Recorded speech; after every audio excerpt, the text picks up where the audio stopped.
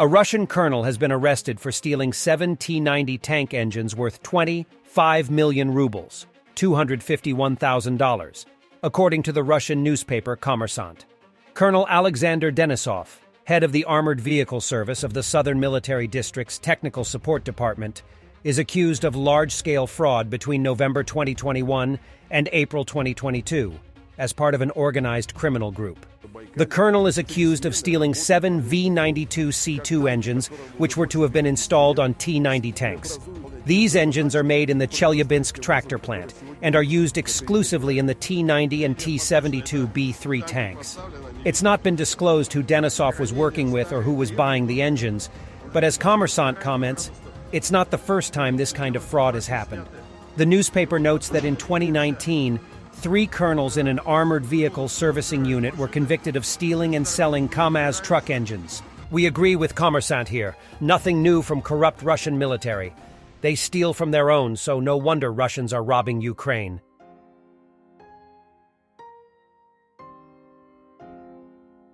And from the field, this Russian S-300PS air defense system got blown up.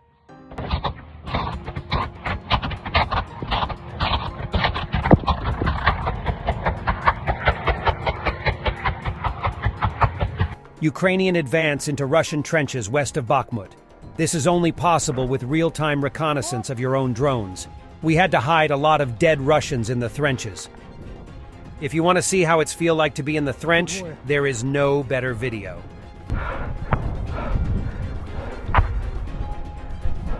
Влад! Нихуя! Хо-хо!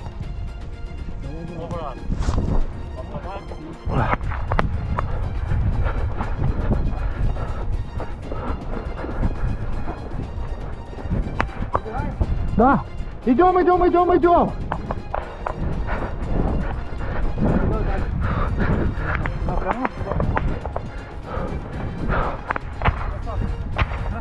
Рассосали.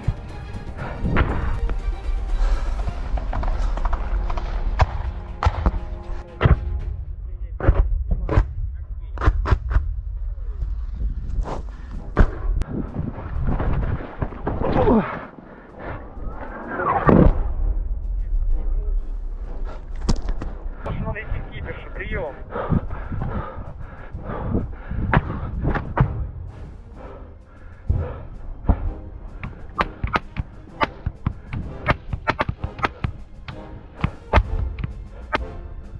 Проводи сбили.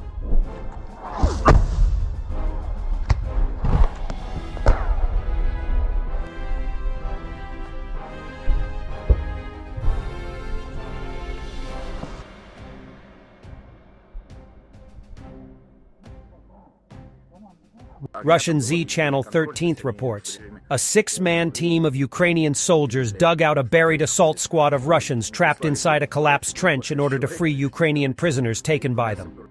Russians were disarmed, given a walkie-talkie and let go unharmed. Drone footage of Ukrainians digging.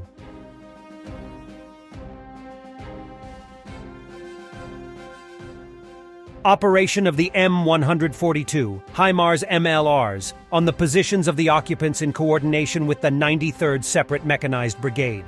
The positions of the Ukrainian military are located 300 feet from the place of arrival.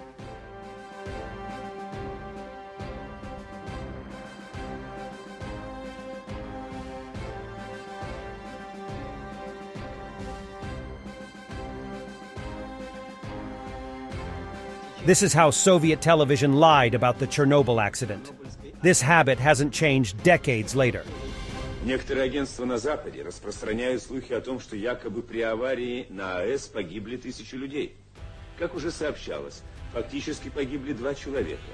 Госпитализировано всего 197, из них 49 покинули госпиталь после обследования. Работа предприятий, колхозов, совхозов и учреждений идет нормально. Слово комментатору Александру Галкину. Сейчас мы вам покажем фотографию, сделанную одним из сотрудников Чернобыльской атомной электростанции спустя короткое время после аварии. Как вы можете сами убедиться, никаких гигантских, как пишут некоторые западные агентства, разрушений и пожаров нет. как нет и тысяч погибших. Действительно, эвакуированы жители близлежащих поселков.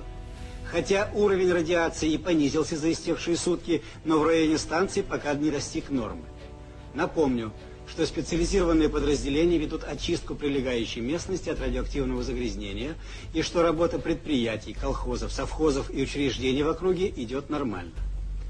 Авария произошла, но раздавать ее размера, как это делают некоторые буржуазные средства массовой информации, распространяя нелепые слухи, вряд ли уместно.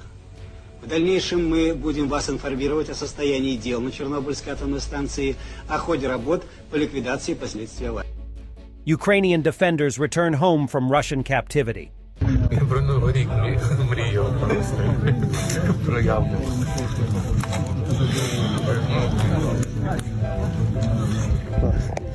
Вітаємо вдома. Спасибо. Дякую. Мінус 20 кілограм. Commander of the Ukrainian Special Operations Forces, Brigadier General of the Armed Forces of Ukraine, Viktor Kurenko during a recent visit to Bakhmut.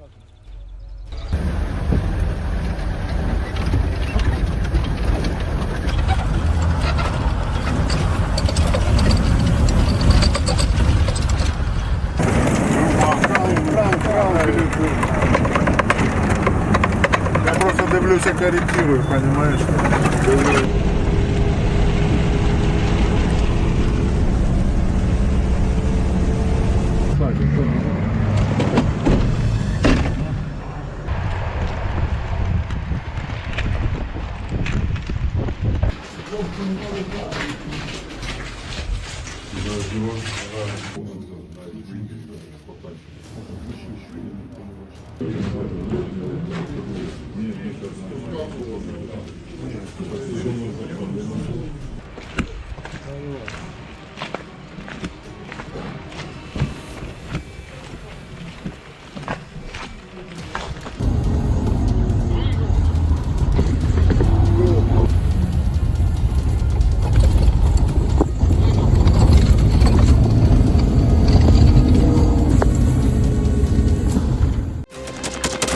Thanks for watching, and don't forget to subscribe.